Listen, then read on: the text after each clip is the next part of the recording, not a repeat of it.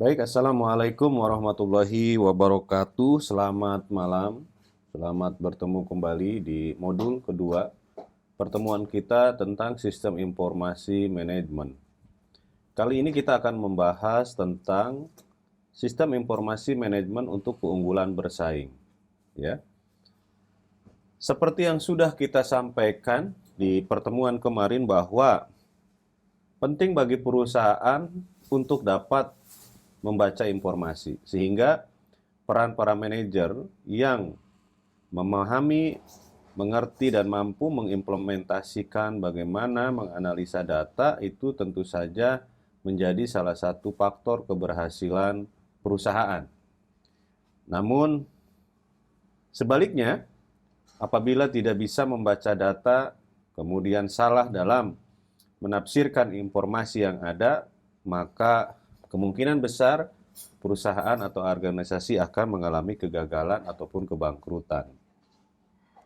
Nah, di sini sebagai pengantar bahwa kita berbicara tentang keunggulan kompetitif ya, yang dapat dicapai melalui pengolahan sumber daya fisik.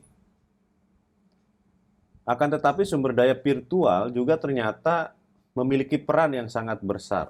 Michael Porter diakui sebagai orang yang paling banyak mengungkapkan konsep keunggulan kompetitif dan mengkontribusikan pemikiran mengenai rantai pasokan ya, atau value chain dan sistem nilai atau value system yang setara dengan melihat sesuatu secara sistem atau perusahaan dan lingkungannya. Nah, para eksekutif perusahaan dapat menggunakan informasi tersebut untuk mendapatkan keunggulan strategis, taktis, dan operasional. Nah, ini kaitannya kalau kita berbicara tentang dunia digital, tentu saja seperti yang sudah kita bahas bersama-sama bahwa kemampuan kita di dalam membaca data sebagai salah satu dasar bagaimana kita nantinya akan membangun sebuah strategi ke depan. Kemarin kita telah berdiskusi, telah belajar bersama bahwa betapa pentingnya basis data yang dimiliki oleh perusahaan. Kita juga kemarin berbicara tentang data insight dan lain sebagainya, sehingga kita dalam mencapai target ya tentu saja memiliki perkiraan-perkiraan atau proyeksi-proyeksi yang tidak begitu jauh meleset gitu ya. Nah, bagaimana perusahaan dan lingkungannya? Jadi sistem fisik perusahaan itu adalah suatu sistem terbuka yang di dalamnya menghubungkan dengan lingkungannya. Perusahaan mengambil sumber daya dari lingkungan, jadi mereka penjelmaan sumber daya ini ke dalam produk dan jasa, dan mengembalikan sumber daya yang diubah kepada lingkungan. Nah, nanti kita lihat di dalam gambar 21 menunjukkan sumber daya dari lingkungan melalui perusahaan dan kembali kepada lingkungan. Nah, jadi kalau kita lihat di sini gitu ya, ini ada lingkungan perusahaan gitu.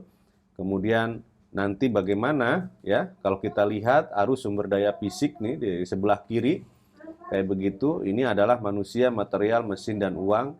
Mungkin teman-teman ingat dengan konsep 4M ya, man, money, material, mesin gitu ya. Nah, kemudian arus sumber daya konseptual ya. Itu jadi panah pada gambar di atas itu menunjukkan ya informasi dan keputusan yang berhubungan dengan informasi di sisi kanan ya, dua arah data dan informasi yang menghubungkan perusahaan dengan lingkungannya gitu. Sehingga kemarin kita telah belajar gitu ya bahwa pertimbangan-pertimbangan perusahaan di dalam menentukan strategi itu tentu ada faktor eksternal dan faktor internal gitu. Mekanisme pengendalian diri perusahaan, jadi sebuah elemen yang memungkinkan perusahaan mengoperasikan sistem lingkaran tertutup yang diperlihatkan pada bagian yang di samping tersebut. Kayak begitu ya.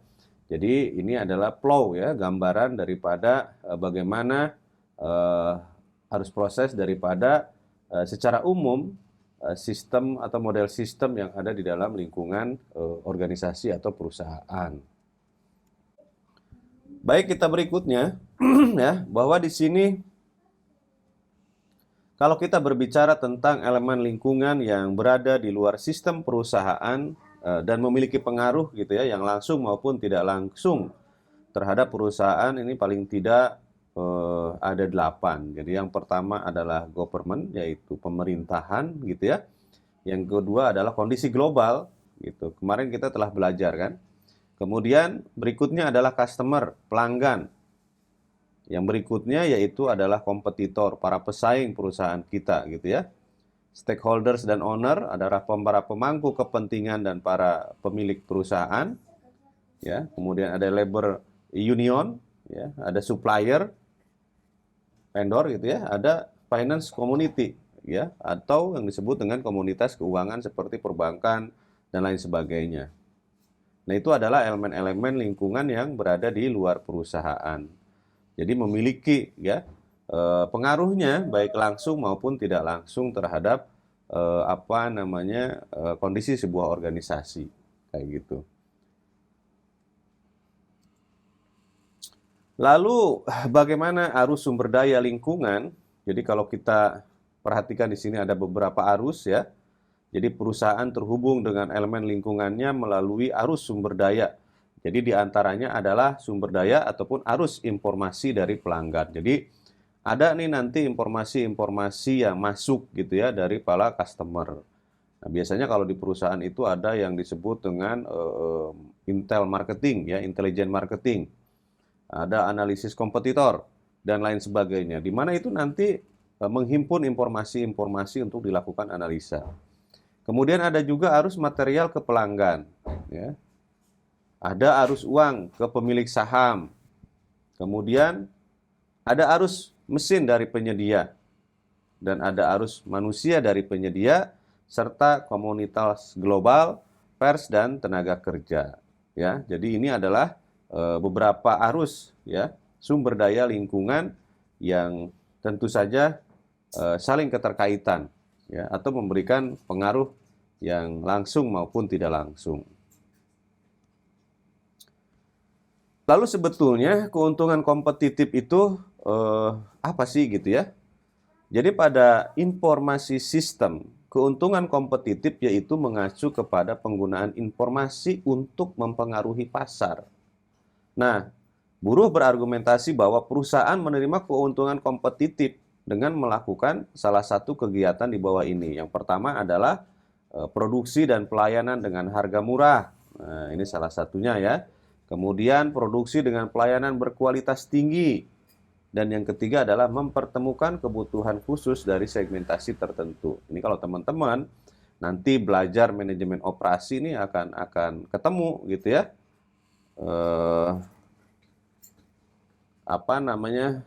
Kompetitif corporate gitu. Keunggulan bersaingnya itu apa aja gitu ya.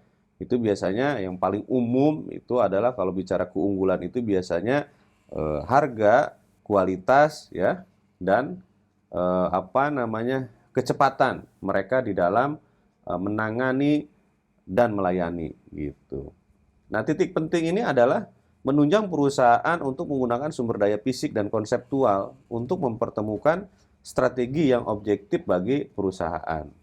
Jadi kalau teman-teman nanti belajar di manajemen operasi, kalau berbicara tentang keunggulan bersaing, itu paling tidak ada 3 ya. Saya ingatkan lagi, yang pertama adalah bagaimana kalian melakukan strategi harga ya di pasaran. Kemudian yang kedua adalah bagaimana nanti kalian menjaga kualitas produk kalian. Dan yang ketiga adalah bagaimana kalian melakukan pelayanan ya, baik itu pra maupun pasca, secara cepat, responsif. Nah, itu seringkali yang menjadi kekuatan dari organisasi ataupun perusahaan untuk bisa bersaing dengan perusahaan lainnya. Seperti itu. Ini adalah rantai tenaga kerja. Jadi argumentasi tenaga kerja bahwa peluang perusahaan untuk menciptakan keunggulan kompetitif terdapat pada langkah yang berbeda ya. Kalau kita lihat di sini adalah margin adalah nilai penurunan biaya produksi dan jasa perusahaan seperti yang dirasakan konsumen perusahaan tersebut. Rantai nilai dibuat dari aktivitas primer dan pendukung yang berkontribusi pada nilai margin. Ya, peningkatan nilai marginal merupakan model rantai yang objektif. Perusahaan dapat menciptakan nilai dengan menampilkan aktivitas di mana tenaga kerja menyebutnya sebagai nilai aktivitas, kayak begitu. Pengembangan ruang lingkup rantai nilai. Nah, ini nih masih berkelanjutan nih, ini value change ya.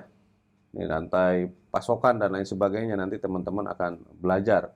Jadi keuntungan tambahan yang dapat dicapai dengan menghubungkan rantai nilai perusahaan pada organisasi lain dalam International Organization System, ini adalah partisipasi perusahaan ataupun partner bisnis bekerja sebagai unit terkoordinasi, menciptakan strategi ya untuk menciptakan sinergi yang tidak dapat dicapai dengan bekerja sendiri-sendiri. Jadi istilah tenaga kerja adalah sistem nilai ya, value system. Jadi memang ini harus berkolaborasi gitu.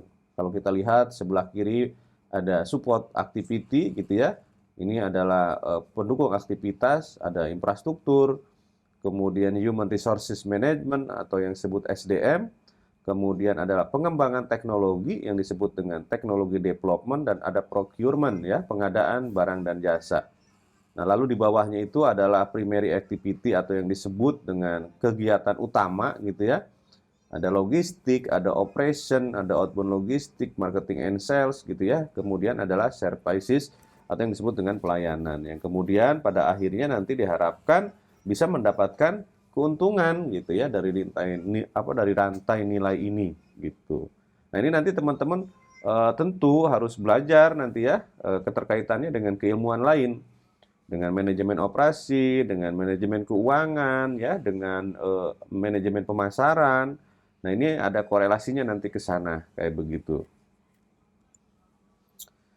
Nah, ini adalah value system ya. Value system itu ada supplier value system, ada pump value change, kemudian ada channel value change, dan ada buyer value change. Jadi value system ini memang mulai daripada supplier gitu ya, perusahaan, ada channel, kemudian ada juga si pemilik ya atau si pembeli kayak begitu.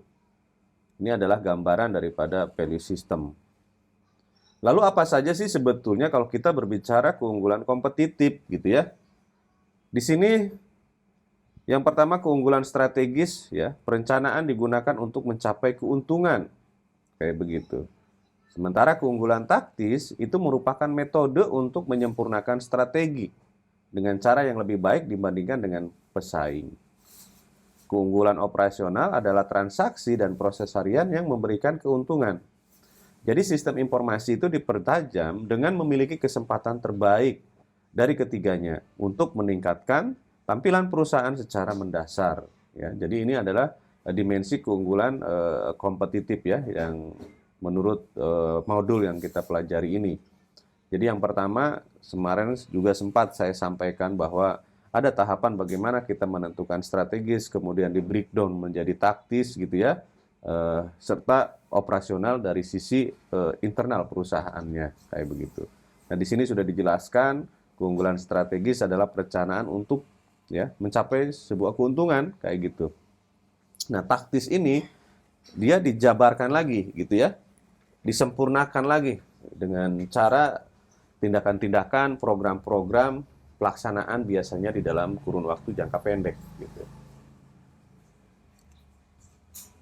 Ini adalah dimensi keuntungan ataupun keunggulan kompetitif. Keunggulan kompetitif ya dapat diciptakan pada ketiga level piramida fungsional perusahaan. Kalau kita lihat di sebelah kanan, ada yang disebut dengan strategic planning level, ada manajemen control level, dan ada operational control level seperti itu. Jadi keunggulan strategis yang tadi sudah kita bahas merupakan keunggulan yang dicapai melalui seleksi arah strategi mendasar dan tujuan perusahaan.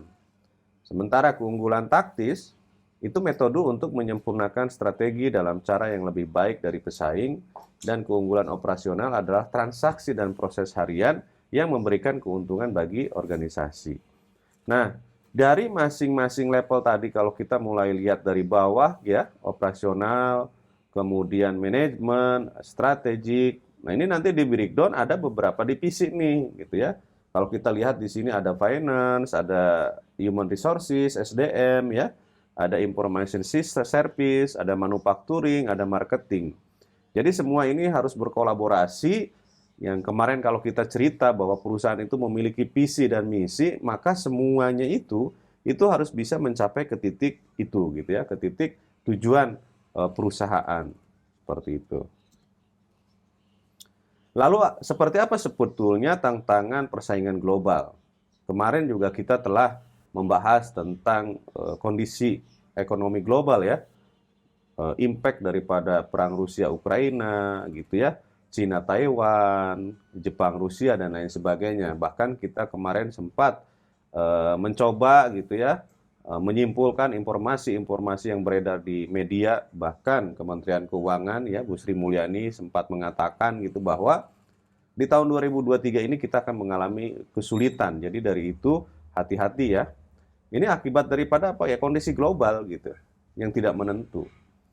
Nah, di sini pemain besar pada pangsar pasar global saat ini merupakan perusahaan multinasional. Di sini contohnya adalah katakanlah perusahaan MNC lah ya, perusahaan nasional yang kemudian dia menjadi perusahaan multinasional. Nah, proses informasi dan komunikasi berdasarkan koordinasi sangat penting untuk sebuah multinational corporation ya, kayak begitu. Jadi teman-teman mungkin harus tahu dulu seperti apa sih sebetulnya perusahaan nasional gitu ya. Seperti apa sih sebetulnya perusahaan multinasional? Sederhananya begini. Perusahaan nasional adalah perusahaan yang memiliki perusahaan di, katakanlah kalau lingkupnya Indonesia itu di Indonesia di beberapa cabang daerah. Tetapi kalau multinasional adalah perusahaan besar yang dia memiliki cabang di beberapa negara bagian. Nah, itu disebut perusahaan multinasional atau yang disebut dengan multinational corporation ya, MNC itu tadi. Nah, koordinasi khususnya telah menjadi kunci pencapaian keunggulan kompetitif di dalam pasar global. Jadi walaupun mereka tersebar ada di setiap negara, buka gitu ya, tetapi mereka sudah memiliki template. Mereka sudah memiliki garis koordinasi yang sangat baik seperti itu, sehingga kunci pencapaian keunggulan kompetitif itu sudah distandarisasi gitu. Nah, itu yang hebat yang bisa dilakukan oleh perusahaan-perusahaan nasional. Kita tahu bahwa Coca-Cola, McD gitu ya, kemudian Starbucks di negara-negara bagian itu ada.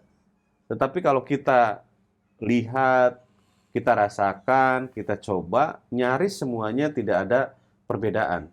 Dari sisi rasa, dari sisi branding, dan lain sebagainya. Dan semampu mereka sekuat mungkin untuk menjaga kualitas itu tadi. Kayak gitu. Nah, mereka sudah tahu persis apa sebetulnya keunggulan kompetitif yang harus mereka lakukan. Seperti itu. Manajemen informasi tentu saja untuk menjadi atau dia bisa bersaing gitu ya secara global itu sangat penting, dan maka daripada itu jadi kita juga harus tahu sumber daya informasi perusahaan itu terdiri atas apa aja gitu ya.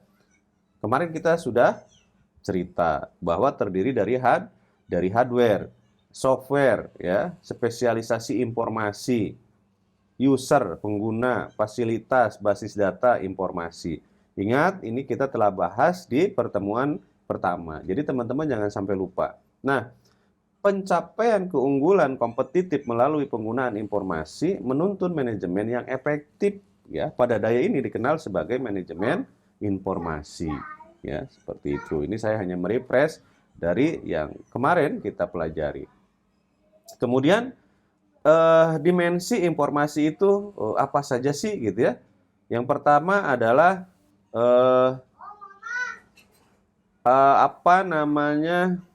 keterkaitan, relevansi, bahwa informasi berkaitan ketika ia bersinggungan dengan permasalahan yang ada.